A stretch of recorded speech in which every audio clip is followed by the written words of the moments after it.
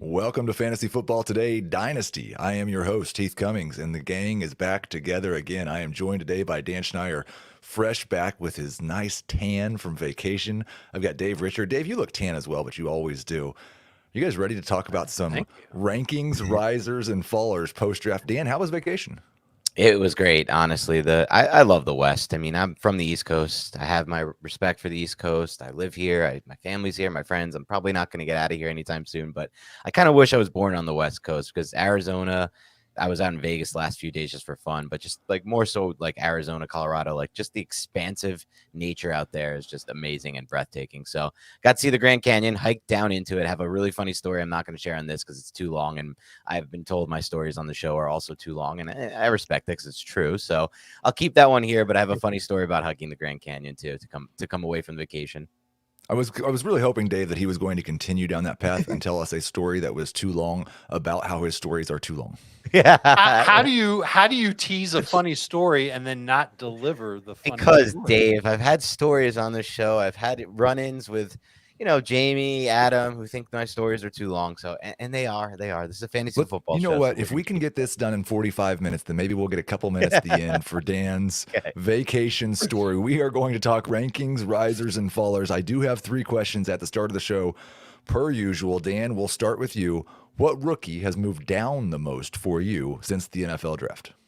This is unfortunate, and I know he said recently that nothing is wrong, everything's fine, I'm healthy. But, I mean, what do you expect to hear from a player? And it's Tyjae Spears, the running back who was drafted to the Titans. Tyjae Spears was a back who, when I wrote about him for our draft profile, I said, this is a back who's going to get drafted a lot higher than people realize. Top 40, top 50, top 60 type range. And people are going to be like, whoa, what happened there? And he was going to become a huge dynasty asset. That didn't happen because we learned during the draft that there were questions about his medicals to the point where, there was a report that he doesn't even have an ACL anymore. And there's long-term concern. And in dynasty leagues, I know you don't have this long-term profile in mind anyway for all running backs, but you want to have that peace of mind that you don't have a situation here where it could be like Jahan, who had some good years in the NFL, but never had that longevity either. Couple that with the fact that I don't like what the Titans have done on their offensive line over the last 3-4 years. I think it's trending in the wrong direction, despite what they may have tried to patch up recently. I don't like Will Levis long-term, and I think that will bring down the offense as well. Don't show me that clip of him rolling out with no pass rush in OTAs and flicking a ball downfield. That means literally nothing to me. So I just don't like the landing spot, don't like the long-term health prognosis, and it sucks because he was arguably my 3rd favorite running back to watch on tape from this class. Now, Dave, I'll put Spears together with a guy we've talked about a lot on this show the last couple of weeks, Israel Abanikanda. 2 backs who everybody had at the round 1, round 2 turn, I think, in rookie-only drafts, and then the draft happened, and they've fallen to round 3. John Bosch sent me 2 different screenshots from 2 different rookie drafts where he got Abanikanda in round 4. I just like their fall, and I'm just trying to decide, I want both of them. They're both still in round 2 for me, Dave. How long can I wait to still draft those guys and not The miss problem them? is that all it takes is one other person in your draft to like those guys, and then you're not going to get them. So my rule of thumb for a rookie draft is if you're on the clock and there's a guy you really like and he's better than everybody else that's on the clock, don't fiddle around with it. Just take the guy, and if that means early round 2 on Abanikanda, then that means early round 2. By the way, I was thinking about Abanikanda because I agree. I love his talent. A little bit slicker of a runner for a big dude. And I remember what my complaints were about Breece Hall last year before the season, about how the Jets, the coaching staff does have that 49ers mentality. They want to use multiple running backs. And they got away from that when Breece Hall got going as a rookie, and then Breece Hall tore his ACL. Might there be a chance that the coaching staff says, hey, you know what? Breece Hall is great, and we're going to get him plenty of work. No one's going to complain about it, but we're not going to give him all the work because there's no reason to do it, and we don't want him to get hurt and miss considerable time again. Abanikanda is a good talent. Why not use him in the neighborhood of, I don't even know if it's going to be 10 touches a game, but it could be 7, 8 touches per game and along the lines of a third of the snaps a game, if not 40% of the snaps a game. So I think that there's going to be room for Abanikanda to be fairly useful as a rookie and beyond, just not to the point where he's going to be, a dominant fantasy running back as long as Breece Hall's healthy. Well, I want to get to your veteran riser, but you said the 49ers coaching staff, and I don't know why it can't be the Packers coaching staff. Nathaniel Hackett now the offensive coordinator for the Jets. Right. I don't know why Breece Hall can't be Aaron Jones and Well- Abanikanda can't be A.J. Dillon. Right. And Hackett has talked in the past, including in Denver last year, about using multiple backs. And that's Right. kind of one of his philosophies. I could get the information if you want it, but I'm pretty sure that there is a consistent track record of multiple backs under Hackett when he's called plays. The exception being, I think, Fournette's rookie year. I think Leonard Fournette's rookie year, he had a huge majority, obviously, because it's Leonard Fournette. And They used the getting 4th this huge overall pick opportunity. on him. But Yeah. yeah, so they had to give him that type of work. Abanikanda, they don't have anywhere close to that type of draft capital on. Question 2, Dave. Who is your biggest veteran riser? And I ask it this way because when we get to post-draft risers, we'll see veterans usually fall in dynasty rankings after the draft, if only because we're adding a handful of players ahead of them at the position. Who's a veteran who bucked that trend and was a riser for you since the draft, Dave? The one that I'm going to say is J.K. Dobbins, and it's a combination of his situation improving and a lot of other running backs starting to fall off because of their situations not improving. The thing that I like about Dobbins is basically all the moves that the Ravens made within a month of the NFL draft and in the draft. The fact that they signed Odell and then drafted Zay Flowers, they clearly want to try and make their offense more explosive through the air. Re-signing Lamar Jackson and Todd Monken saying that he's going to adapt to the strengths of his team. That's been mostly consistent over Todd Monken's career, that he's a guy that sees what talent he has. Okay, we're going to use it to the best of our ability. But I think it's setting up for a little bit of a different style of offense in Baltimore, and one that I think Dobbins can take advantage of, especially if defenses can't clog. I mean, it's the same problem for Lamar Jackson. Defenses have to account for Lamar's legs, and they might account for that before they account for J.K. Dobbins. Not necessarily every play, because some plays, running downs, they're going to be in the box. They're going to be ready for whatever they've got with the run. But I think Dobbins can benefit, and I think he finished last year strong enough to make fantasy managers encouraged. And who's he sharing with? It's Gus Edwards again behind those two guys. Justice Hill's back. Yeah, I mean, nothing there gets me really worried about Dobbins and his potential to finally start to come through on the upside that we drafted him with when he was a rookie. Okay, Dan, we will play the infamous game, too high, too low, or just right, later with my dynasty risers and fallers. But let's just start right now. I've got J.K. Dobbins at RB20. That is right behind Tony Pollard and Ramondre Stevenson, right ahead of Rachaad White and Dalvin Cook. Too high, too low, or just right for J.K. Dobbins? Remind me real quick of the game. Am I giving a take or just a quick too high, too low? Because this is important. You can do a little bit of both. Okay. You can give the answer and justify it over 20 to 30 seconds. Take. Yes. Okay. I'm going to go, you are too low on J.K. Dobbins. I'm with Dave. I'm very high on J.K. Dobbins moving forward. Love the situation there. And I like that they've added these receivers around him. I think it's going to help his production. And he's 24 when the season starts. That is, he is Nice, younger than both Pollard and Ramondre Stevenson. Mm-hmm. And from the guys I watched on film last year, because I did a bunch for Beyond the Box Score, he had some of the best processing and vision that I saw of all the backs. He did a really, really good job of setting up his blocks and understanding and patiently getting through those holes. I love the little plug for Beyond the Box Score, which is coming back to FFT with Jacob Gibbs starting maybe this week, but definitely in the next couple of weeks. So stay tuned for that. We're doing all kinds of fun things on this channel. Okay. You both get one answer to this. We'll go 30 seconds apiece. Dave, you can go first. Give me one future riser. In other words, the next time we do a risers and fallers show, who's on the show as a riser? Alexander Mattison. Because I don't think Dalvin Cook's going to survive as the main back in Minnesota, not without taking a serious pay cut, which, I mean, maybe he does and then he stays. But even if that happens, usually that's a precursor to losing the type of role that you're used to having. If he gets traded, if he gets cut, maybe he doesn't agree to a new contract, then I think Alexander Mattison has the opportunity to step up and be the lead back for the Minnesota Vikings this year. I had the same question with Minnesota that I have with Cincinnati. If they cut Dalvin Cook, if they cut Joe Mixon, does it just, like, what happens next?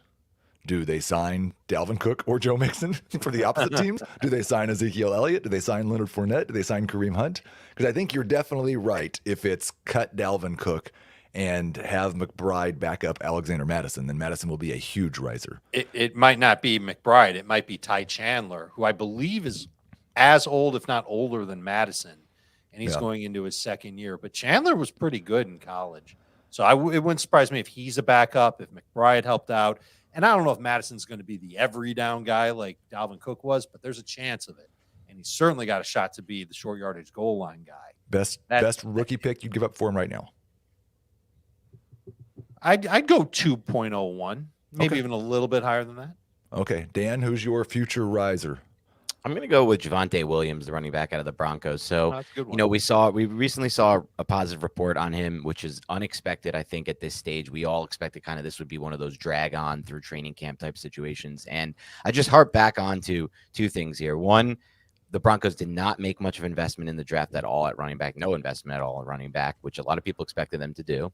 So they went other routes there. And two, I think back to something you wrote about, Dave, like back in January or February, I can't remember when, which was kind of breaking down the impact of Sean Payton and what he can do for an offense from a fantasy standpoint. And the numbers were just there. They showed you how much of an impact he can have on the running back position specifically. And I just think joining a Sean Payton offense for Javonte Williams is going to be such a big thing for him. If these reports continue to go in that direction, we're just going to start to see that ADP rise and rise and rise and rise. I love it. Now, I will say it's going to be hard for Williams to rise much for me until he plays, but I do still have him at RB16, so I've actually got him ahead of Dobbins. I don't know how that works for you two right now, but if he's healthy week 1, he'll definitely be ahead of Dobbins. I'll take the healthier running back, even though he's a year older. Yeah, I have him high on Dobbins. I'd had Dobbins slightly higher, but I'd have them both above that range.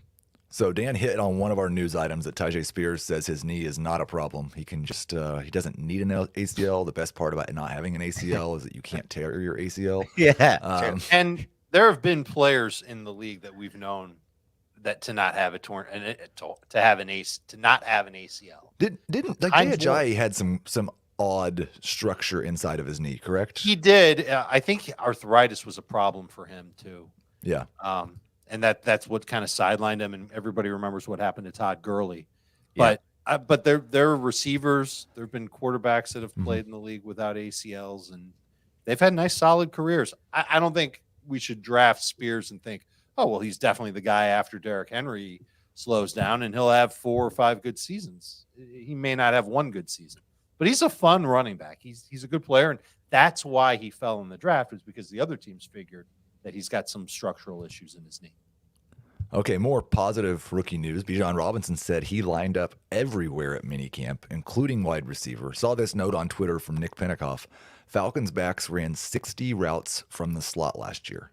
Now, 31 of those were Cordero Patterson. I'm not sure how many of those he's giving up. He's still going to be on the team. They ran 69 routes out wide, 38 of those from Cordero Patterson.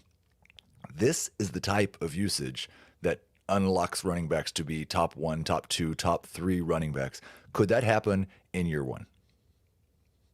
Definitely. I'm going to take you on a roller coaster ride, guys. Oh. Last year, Desmond Ridder, his last year at Cincinnati, Ridder targeted running backs on 9.6% of his throws. That's low. That's bad. We don't like that. Last year in Atlanta, Falcons quarterbacks targeted running backs on 16.5% of their throws. This isn't going right. We don't want this. When Desmond Ridder played last year with the Falcons, would you like to take a stab at the percentage of targets that went to running backs? 20. 16. Higher than 20, Heath Cummings. Yeah. 24.5%. Almost a fourth of his throws went to running backs last year. Here's the problem, because I've talked about Drake London and Kyle Pitts. Both obviously like spectacular prospects, really, really good. Should get 30% of the targets in their offense. That doesn't happen if there's a running back seeing 25% of the targets. Right. So now here's the caveat to that, is that all those games were without Kyle Pitts on the field. But could we make the argument that Bijan could snare an 18% target share? If he does, then he's a top 5 running back for sure. And we're drafting him as such. Right. Yes. So, all right, let's go to you on this, Dan.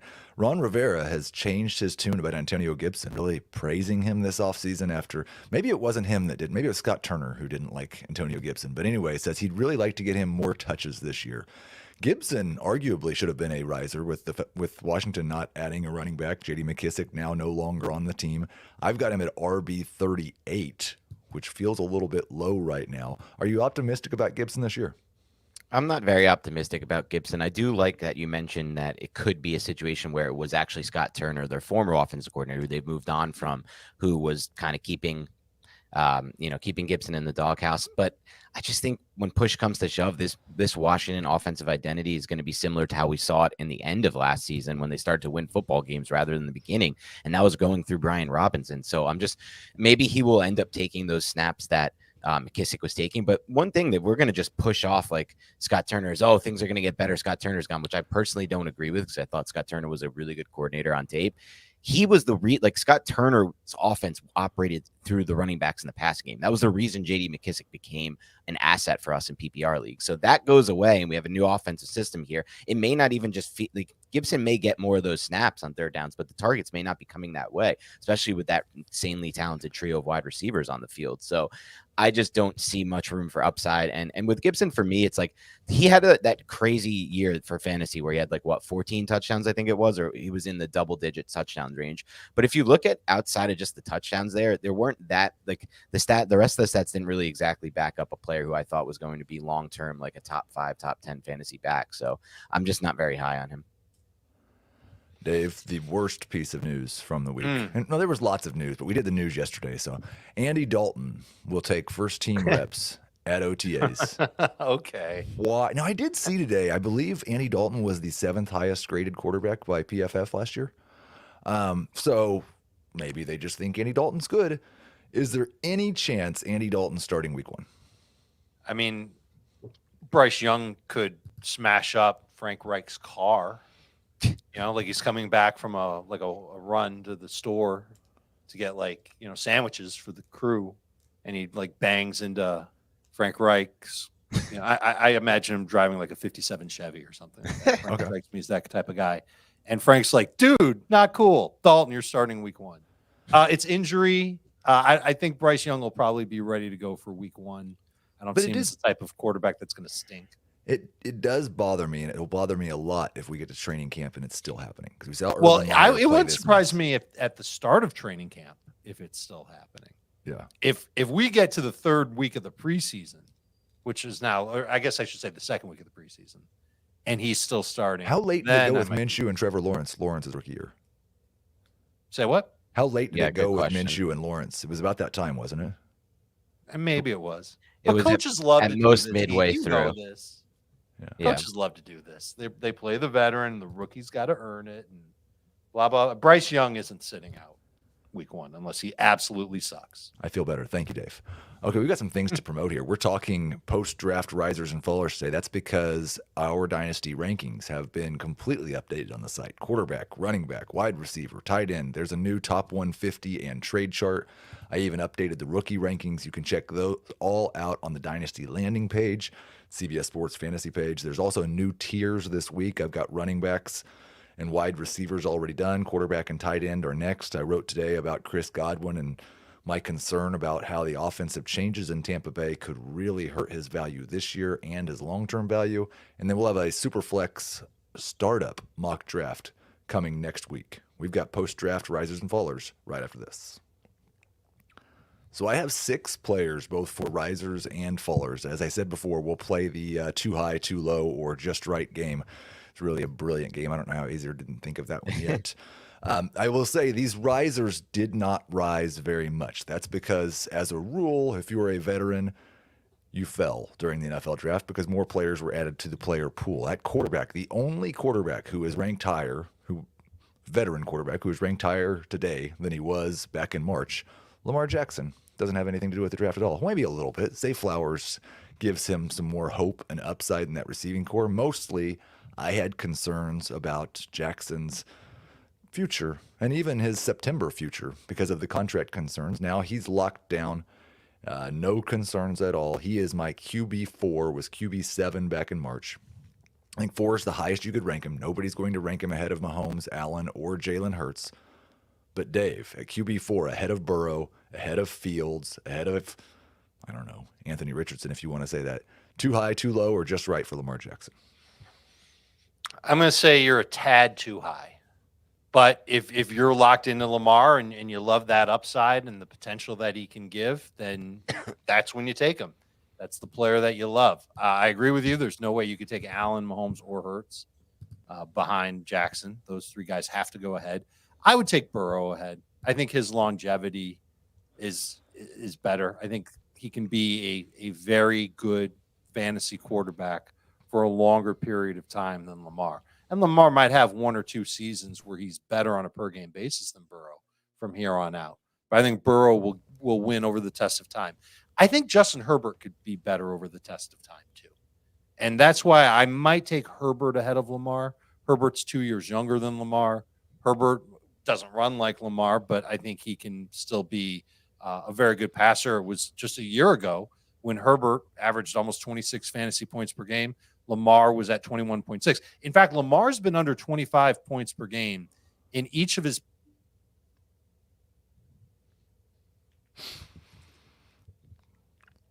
0.5. And since then, it's been pretty low. So I'm going to have a little bit of trepidation with Lamar Jackson, 27 years old, being QB4. But I think he's in that range still of being, if he's not top 4, then what is he? Is he 6th? That's when I would take him in a dynasty startup. I do think the points per game thing with Lamar, and it highlights the fact that he is an injury concern, and we're already penalizing him for that.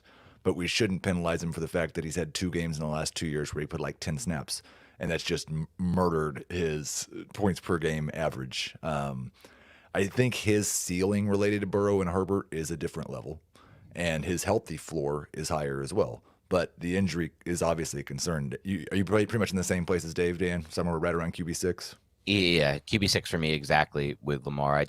One thing for me with Lamar that's been a little alarming is just that the breakaway runs have just been very different than they were earlier in his career, and it's not something I see trending in the right direction. I see that trending in kind of like a graph going down direction. I do want to say one of my favorite pieces of information is that Lamar is like 3 weeks younger than Joe Burrow. Now, obviously, the running means longevity is still probably a concern, but he is younger than Joe Burrow. At running back, Rachaad White, one of the risers, went from RB24 to RB21. I still have a little bit of trepidation about whether that's too high, because so much of that Tampa Bay running back production the past 2 years has been the fact that Tom Brady throws 750 passes and a third of them go to running backs. But where are you at on Rachaad White, Dan? Do you feel okay with him as a number 2 running back, or is that a little too high? Not at all. It's too high for me. I mean, you did a great job right there, Heath, of breaking down my trepidation. A lot of that production, in my opinion, was Tom Brady related. It's just a combination of things. It's the overall volume we talked about. It's also the red zone involvement with a quarterback like Brady and his running backs, I think boosted White's value. And if you dig it back a little, you look at what White was as a prospect. He was an incredibly raw runner who a lot of people felt like didn't do a good job of processing runs, bounced everything outside. And then you look at the stats last year and they kind of back up what he was. Like, he wasn't very efficient as a runner. So I don't really know. Like, to me, his long-term profile is more of just like a juiced up JD McKissick, which is like, if you're in full PPR leagues, I guess there's definitely some value there. But definitely not in my RB2 range for me. He'd be several spots lower. Okay, Dave, I want to compare him to the younger guys who I have behind him, since Dan thinks he needs to go down. I'll leave the Dalvin Cooks and Aaron Jones out of it because they're going to be 28 years old. Yeah. And it's a different discussion. But so the guys below 25 who I have immediately behind him: James Cook, Cam Akers, DeAndre Swift, Zach Charbonnet, Devin Achane, and Isaiah Pacheco. Which of those guys are you taking over Rachaad White? Give me the names one more time, please. James Cook, Cam Akers, DeAndre Swift, Zach Charbonnet, Devin Achane, and Isaiah Pacheco. Cook and Akers are going to go ahead. I think I'd probably take a shot on Pacheco as well. And I think that's it. Look, there's a chance that 2 years from now, Rachaad White is no longer in a meaningful role in the NFL. And that's what worries me. I don't love what I see from him when I watch him play. Sometimes he does some really good things, and sometimes he just feels like he's just a guy. Putting him as a low-end RB2, I think it's probably just right. That's you didn't move him up that much after the draft. So I think that's the range for Rachaad White. And you're hoping that he does really well with a big opportunity this year, and that parlays into 2 more years of solid production after that.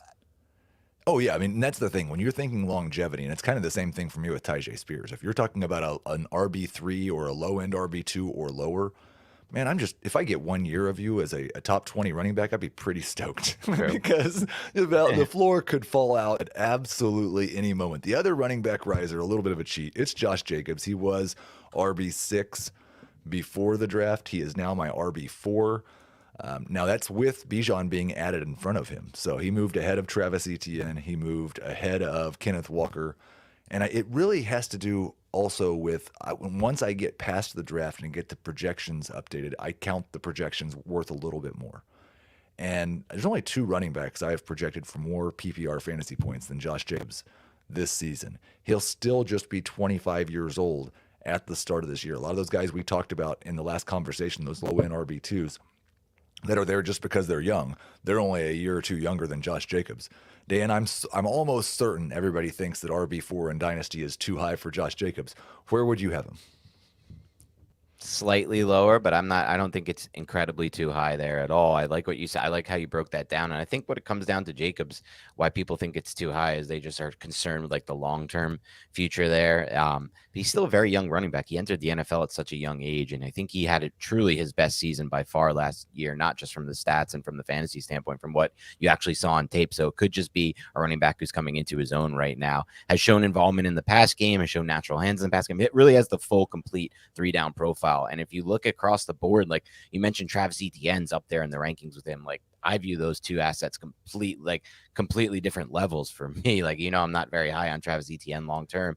And so I'm looking at one back like Jacobs, who's a complete back, and the other back who I'm still have some concerns about as a runner. So I do like his profile a lot. I'm kind of fine with it. I'm like even considering moving him up a bit into that RB top 5 range. I have him probably just outside of like RB6, RB7, but I see the case for top 5. I see Dave was just like nodding his head in complete agreement when I said everybody's going to think RB4 is too high for Josh Jacobs. Yeah. Yes. Dave is not now, but here's the thing I want to think about, because he was as good as almost anybody last year. We have no reason to think his role's any different this year. I don't think the team's probably going to be much different than it was last year. Well, they've got a different quarterback, and they don't have. Do they? I think we've talked about the differences between Carr and Garoppolo. And if anything, I wonder if Garoppolo won't challenge downfield as much. He's not. And maybe that helps Jacobs pick up some extra catches. Here's what I worry about with Jacobs is that last year he was at 19.3 PPR points per game. Awesome. Heath, you said it. He was as good as anybody last year. The 3 years prior, he was below 15. He was like right around 14.1, 14.3 each year. What happens this year? This is the floor scenario. What happens if he's just okay this year? Even if he gets a lot of work, does he not stay in Las Vegas? Does he go with another team? Is he sharing with another team? Well, when you say just okay, do you mean like David Montgomery and Miles Sanders last year? No, because 14 points is better than that. So better than they were last year. Sure. Listen, I don't think there's any debate that Josh Jacobs is like a top 8 running back. Okay. It just comes down to like, who are you taking over him? Like, no questions asked in a redraft startup. I'm taking Bijan, taking Jonathan Taylor. I'm taking Saquon, who's older than him, but I'm going to do that. I'm probably going to take Breece Hall. But after that, I'm not sure. I'm not sure if I can make an easy case for Ramondre Stevenson over Josh Jacobs or Tony Pollard over Josh Jacobs. So he's right in this range. It really just comes down to, it's almost like what I said about Lamar Jackson. If you really like the guy and you think he's going to keep playing well, of course you take him. Well, and I think you could make the argument that you should definitely take Gibbs over Jacobs if you were rebuilding. And you could maybe make the argument that you should definitely take McCaffrey and Eckler over Jacobs if you were rebuilding. When I'm looking at the values in a vacuum, he has advantages over both of those other groups for the other side of the argument. So let's move on to the wide receivers. Another one in that same range, Garrett Wilson goes from wide receiver 7 to wide receiver 5, a top 5 dynasty wide receiver now that the Aaron Rodgers trade is complete. Is it that crazy to think, Dave, that Garrett Wilson could be number 3 behind only Jamar Chase and Justin Jefferson by like October? No, not at all. And I'm with you, man. I'm a huge fan of his talent. I loved him coming out when he was a prospect in the draft, when he went to the Jets. I got real squeamish about him because of Zach Wilson. And then Zach Wilson got benched. Aaron Rodgers came in. And now I'm loving what the short-term future is for Garrett Wilson. I've got to wonder what the long-term future is, though. 3 years from now, who's his quarterback going to be? It could be Zach Wilson, and he's just a completely different guy. That would be amazing for the Jets. It could be somebody else that's capable and certainly better than what Zach Wilson was last year. But I keep going back to the number 17.3. That's the fantasy points per game that Wilson had last year in games without Zach Wilson on the field. And so if he's putting up 17.3 points per game with dudes like Joe Flacco and Mike White and Chris Streveler, then I can't help but think he can be better than that with even if it's Jimmy Garoppolo or Derek Carr, an average NFL starter. I think he can top that. And I'm hoping that he tops that this year with Aaron Rodgers. I will say, Dan, there's only two wide receivers in my top 10 that I feel confident that I know who their quarterbacks will be 3 years from now.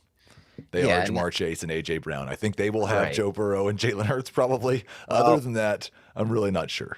Yeah, I mean, the Eagles are tied to Jalen Hurts the way they did that contract. He's guaranteed to be there. But I think one thing that this is kind of a tangent based off what Dave was talking about. I've made some mistakes in Dynasty focusing on who these wide receivers quarterbacks are going to be and trying to project that. That happened with Tyreek Hill for me. That happened with Davante Adams with me. Big investments in startup drafts there, auction startup drafts.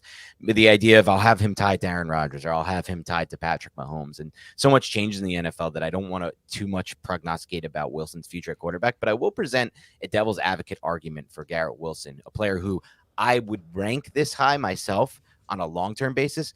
But short-term, I wonder if the play with Wilson is actually to try to buy him around October, because I'm not so sure the hot start is actually going to happen. Think about what we know about Aaron Rodgers. He brings in Allen Lazard. Let's forget about Randall Cobb for now. Let's hope we don't have to see him on the field too much. But he brings in Allen Lazard.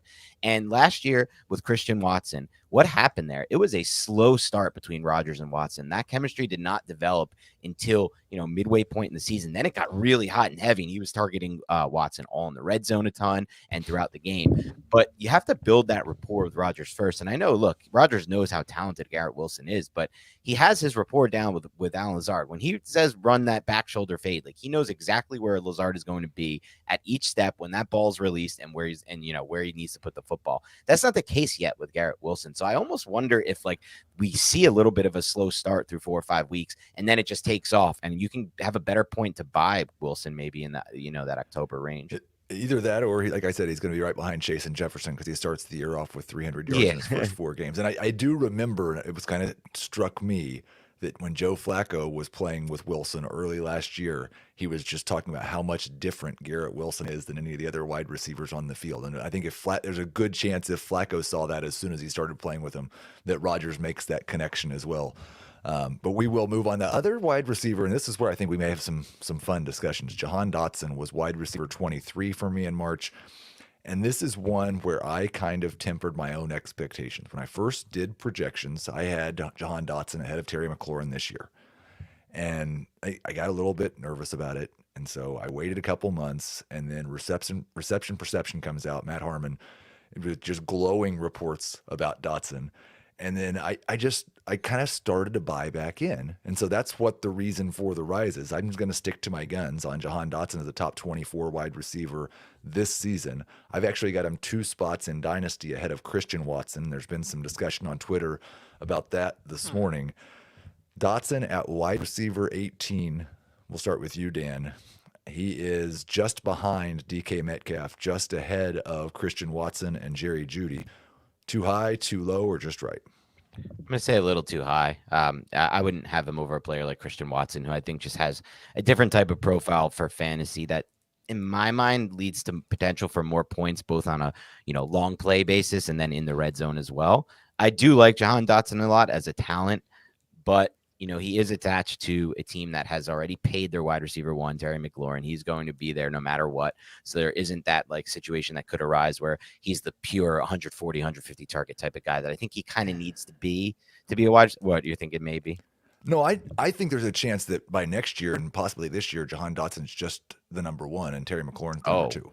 Right. Okay. We so talked we about definitely disagree. We definitely disagree hard on that. I think Terry McLaurin's one of the 5 best just pure receivers in the NFL on a wrap-around basis. And actually, your boy Matt Harmon, you just referenced, who's also my friend as well, is a huge Terry McLaurin fan as well. So he's even higher on him. But I mean, look, Jahan Dotson's a great talent. So I can see where you're coming from with him potentially overtaking a player like McLaurin. I just not sure I'm on the same page with you, Dave. In this Dotson versus Watson discussion, this was my case.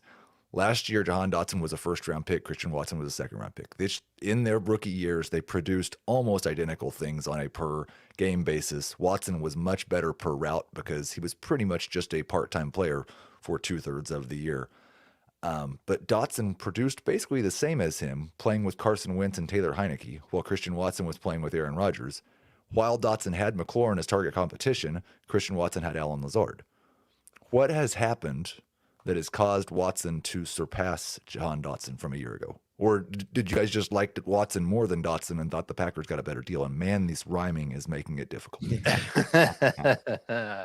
I can't wait for open mic night at the coffee house to hear what else you have in store for us, Heath. I think what happened was 2022 happened, and Christian Watson got on the field and in the first half of the year, while Dotson was scoring touchdowns. Remember, he had 4 touchdowns in his first 4 games.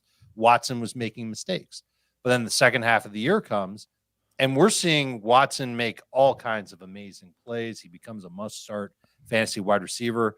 He averaged a Garrett Wilson like 17.2 PPR points per game in his last 8 games. Now, I get it. Rodgers is gone.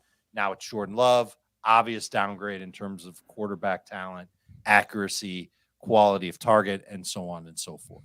But I still think that Watson has the capability to, A, pick up a bigger target share than Jahan Dotson, and B, be more explosive than Dotson. It's not to say Dotson's a bad fantasy wide receiver. In fact, I love the idea of trying to trade for him way below the value of a top 24 wide receiver in Dynasty. That might be tricky to do, but you can just throw out that Dotson didn't even average 11 PPR points per game last year. Maybe someone's sour on him. Maybe someone would rather have one of the top 4 picks in this draft among wide receivers. So you might be able to trade 106 for Dotson and maybe even a pick with Dotson, just so that manager gets off the Dotson train. But I think if you're patient with him, I think he's got a shot at having a very nice career. And eventually Washington will get an answer at quarterback that doesn't suck. And Dotson will benefit the way that Watson benefited with Aaron Rodgers this past season. I do just want to push back on the Christian Watson making all kinds of plays. He had 33% of his receiving yards last year on 4 plays. Yeah, but that's pretty good. You'd like to have guys like that on your team. I would like to have guys who make more than 5 or 6 plays for the year. But those plays are the reason why you win those fantasy weeks. That's the thing. Like that, Chris, you asked. I just want to say one thing because he was like, where were you guys at with this last year? I had Christian Watson ranked higher than Jahan Dotson coming into the draft, and part of the reason is because that would explain it. That would make sense. Yeah. He was in my top 5. Dotson, who I liked, was just outside of my top 10. It was a great wide receiver class. But part of the reason is for fantasy, you need those big plays. You want somebody who has the ability to take and they used him a lot at North Dakota State, and then with Green Bay on those push passes and those end arounds. He has the ability to take that to the house on any play. Even the play he scored on with Jordan Love, it was a routine crosser across the middle. Jahan Dotson's not taking to the house on that play ever. And now you're getting another 11 points out of somebody like Watson. So I just think there's way more big play potential. And I'm with Dave. There's more target share. For me, there's more potential for target share. Yeah, it's really, and it might be true. It's really rare to have the guy who has those spike Gabe Davis weeks and earns a bunch of target share. Right. If he could be that guy. Usually the guys that do that are the guys who earn a target share similar to what Watson did last year.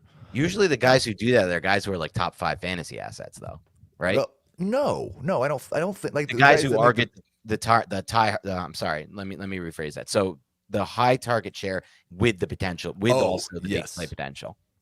Not the Gabe Davis. He's not this is a not Gabe Davis talk. Right. Because he has no target share, but he I think there are more Gabe Davis, Robbie Anderson of that ilk for the big play wide receivers. But there are a few that turn into Justin Jefferson. Okay, one more riser. Chig Okonkwo was tight end 17. The Titans did absolutely nothing to help their passing game. He is now tight end 13. It's still a little bit concerning because the passing game is the Titans, but he's got to be the number 2 in terms of target share, right, Dan? He has to be, right? I'm looking up and down the depth chart right now on our lads, and I don't know what they're doing there. I guess they're just waiting for the Will Levis era and trying to bring it along slowly. But yeah, Chig is a player who Dave, I remember I'm trying to remember which one, Dave. One of your start-sit columns, not start-sit columns, one of your lineup decision columns, you had a really good stat about Chig last year around like week 15, week 16. Maybe you can remember this. And it was just kind of going along the same lines of what we were just talking about with Christian Watson, the per target efficiency and the per target explosiveness of what he was putting out there at that time. So anytime you have those types of players for me in fantasy, I get very excited about their upside. But at the same time, I think, Heath, you bring me back down because I don't really want too many pieces of this Titans pass game. I'm big on just kind of avoiding these dead pass games altogether. So it's probably a player more like I'm looking if I'm in 2 tight end leagues or tight end premium. I have some interest in him, but other than that, I'm not all that interested. I will say I was the guy who picked up Okonkwo in the YOLO league as he was breaking out. And it's possible the stat you were referencing was in the numbers to know, but it was probably Dave's stat. It was probably wasn't mine. But I will also say, like, I can't trade this guy. I've got him in YOLO. He's my tight end 3 or 4, and no one will give me more than a 3rd-round rookie pick for him.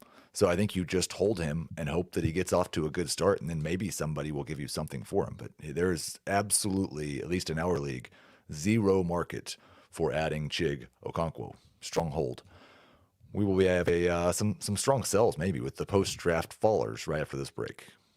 Okay, so we're 40 minutes in, Dan. You're not going to get to tell your vacation story. It's okay. I'm sorry. We do. It's an overrated story anyway. For post-draft fallers, and to make up for it, we're going to talk Daniel Jones. So I know that you love to do that. He was my QB 12 before the draft. Now QB 16. All the first 3 rookies taken now ahead of him in the rankings, and also Deshaun Watson moved back ahead of him. I've gone back and forth with those 2 guys. And I think there's a couple of things here. First, I want to kind of temperature check Dave on whether I'm wrong to have all 3 of those rookies ahead of Daniel Jones already.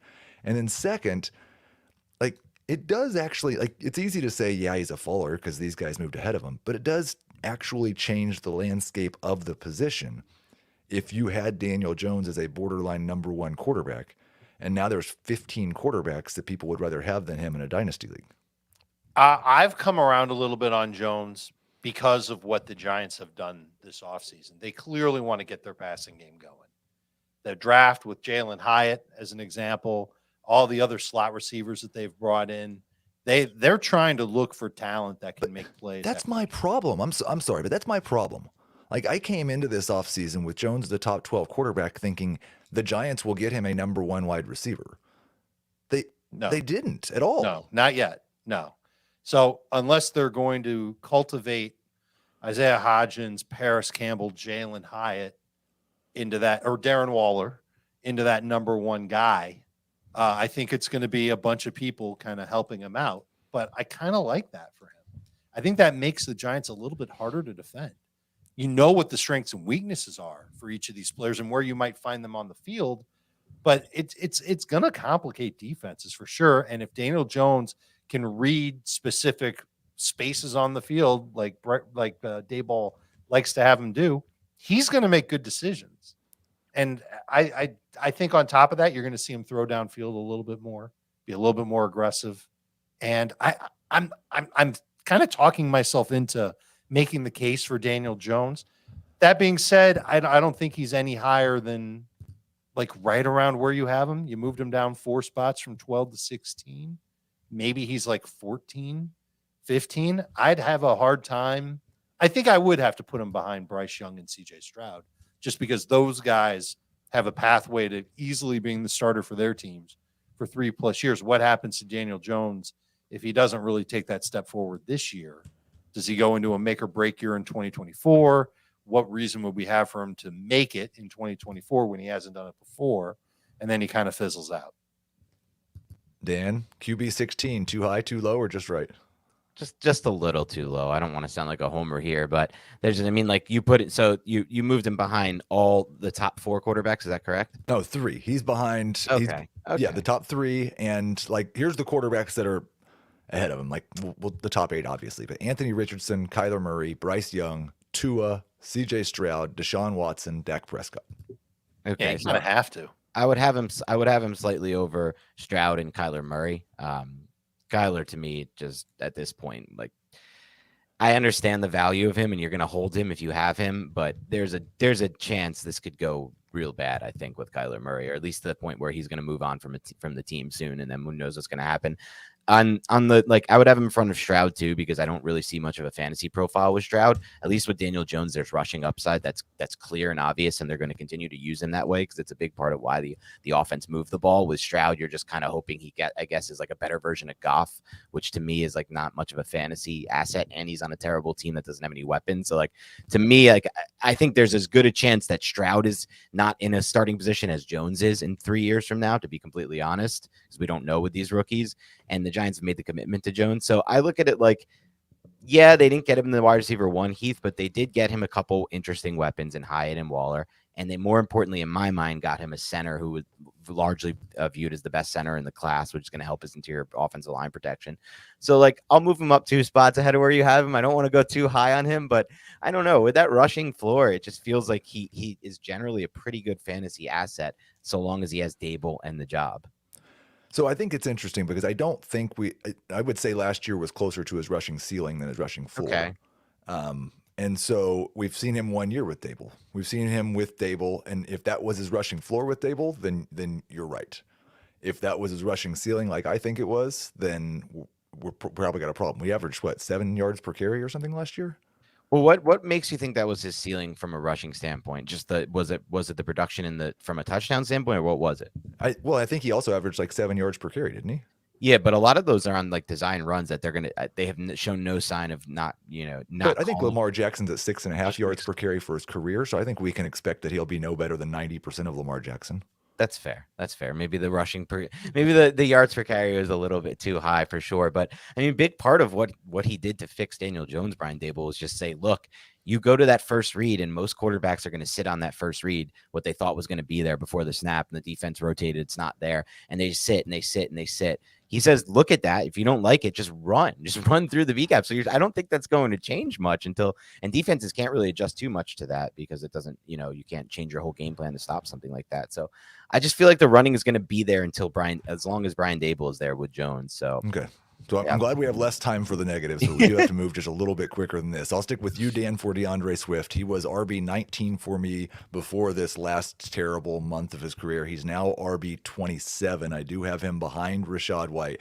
Do you have any hope with his upside that he's shown over a limited basis? And then, Dave, I'm going to come to you on Jamaal Williams. We'll just do one person's takes per player so we can get through these. But any hope at all that he moves back into the top 20 dynasty running backs at any point in his career, Dan?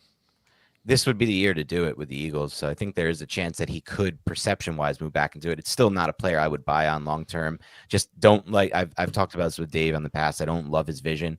And this is something that obviously Deuce Staley and the running back coach for the Lions, and the Lions made it clear they didn't really love either. They kept saying, you could be the greatest back. I remember Hard Knocks last year. He was like, you could be the best back in the NFL, but you have to want it. And then a year later, they trade him. That just seems like an odd thing. You go from you could be the best in the NFL. Now we'll trade you for a 5th round pick or 4th round pick. So and I think like for that reason, Philadelphia might actually be a bad spot for him to go just because the one thing he did okay was catch a bunch of passes. True. I don't know how many times they're going to throw the ball to him. Dave, his former teammate, Jamaal Williams, things looked pretty good for Jamaal Williams when he got signed with the Saints.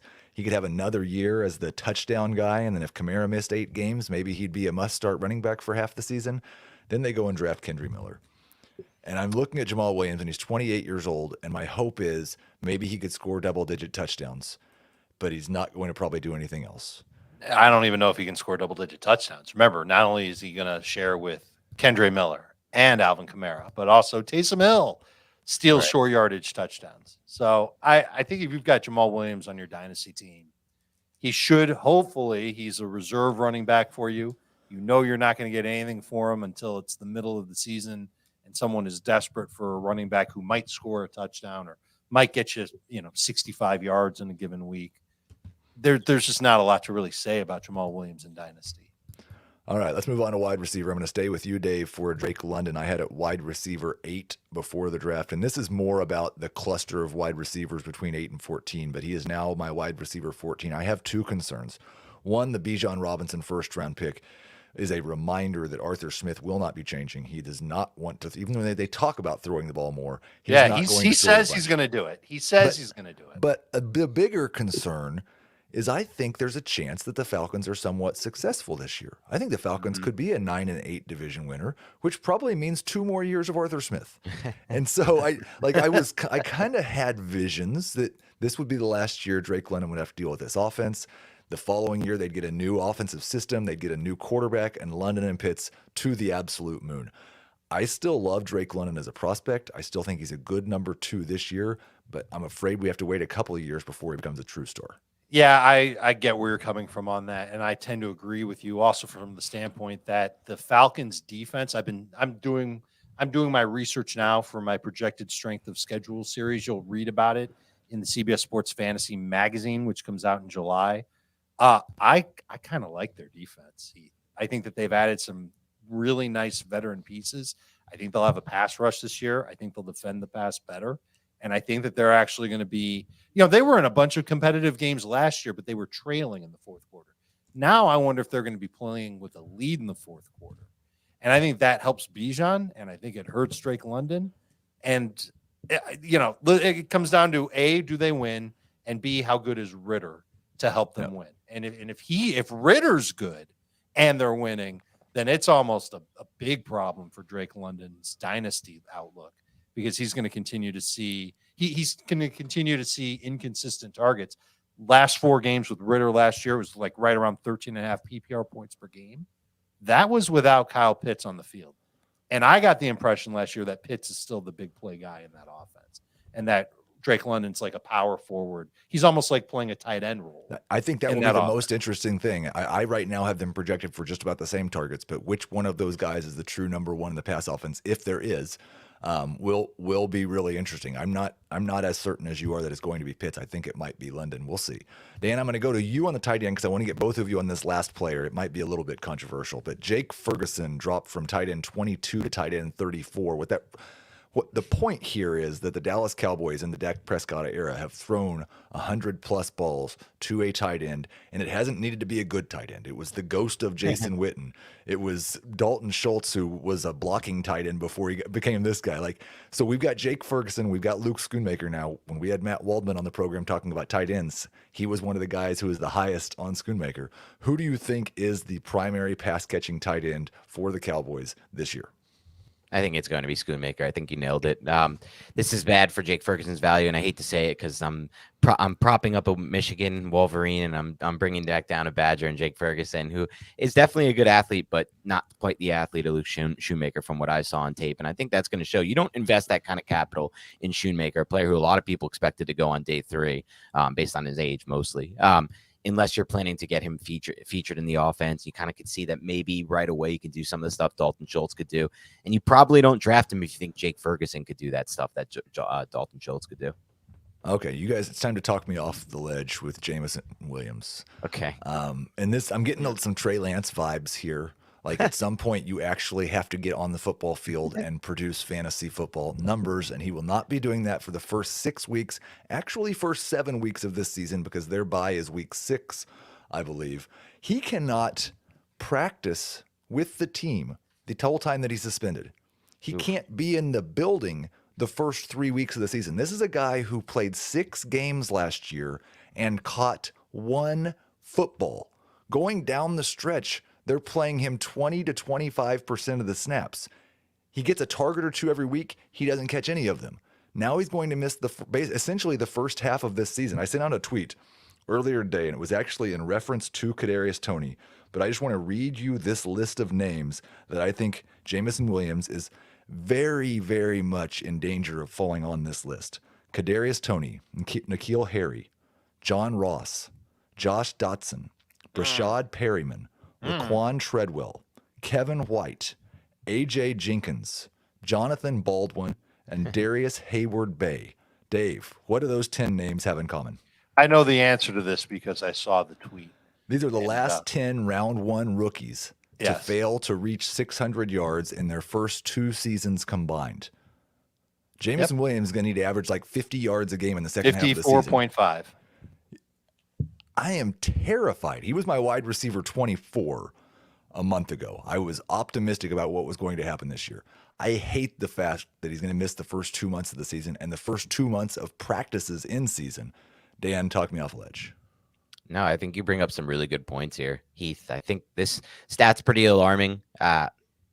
Jameson Williams was really good on film, so it's hard for me to just totally look at this and be like, I want to get rid of him or I want to move him down my rankings big time too, especially because he offers something a lot of NFL receivers don't offer, which is that post-catch acceleration, and that leads to fantasy points. But like you said, you got to get on the field early and you got to get yourself – I mean, what's the rapport going to be like between him and Goff anyway, right? Like when he gets on the field, like how long is it going to be before we start to see any kind of fantasy relevant production here from Jameson Williams? Is it year 3? And even at that point, is Jared Goff even the quarterback? So there are some concerns here from the short-term standpoint, but I'm still decently high on him long-term, especially if what I think will happens, which is Hendon Hooker takes over, because Hendon Hooker was, in my opinion, the best deep ball thrower besides Bryce Young in this class and on that same level, and he's just a perfect fit for Jameson Williams. So part of me is still thinking about that future of Hooker to Williams potentially, but it seems like, how long is that going to take to get to that point? Right. Well, Hendon Hooker will be 30 at that point. But Dave, How many rookie wide receivers from this year's class, Dave, would you rather have on your dynasty roster today than Jameson Williams? That's a great question. I think the answer is going to be 4. I really do. I think there's a little bit more upside with the other guys. You know, they are JSN, Flowers, Johnston, not in this order.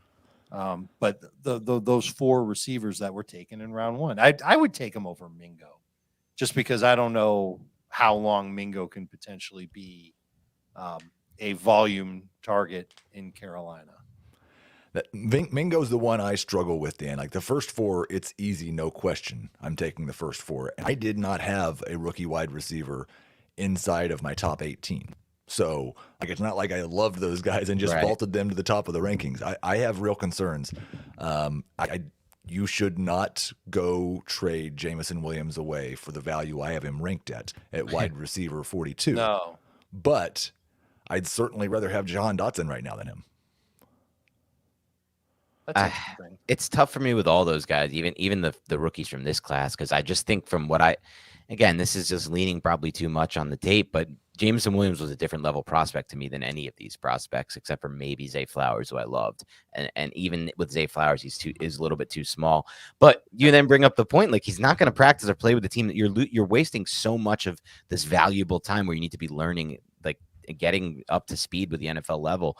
So it's like, how much of that should be factored in? I think it's fair from a risk standpoint to put him lower than all the guys you have him ranked lower above him, Heath, because those guys don't have that same risk profile, and you don't have to worry about those guys missing half of the next season.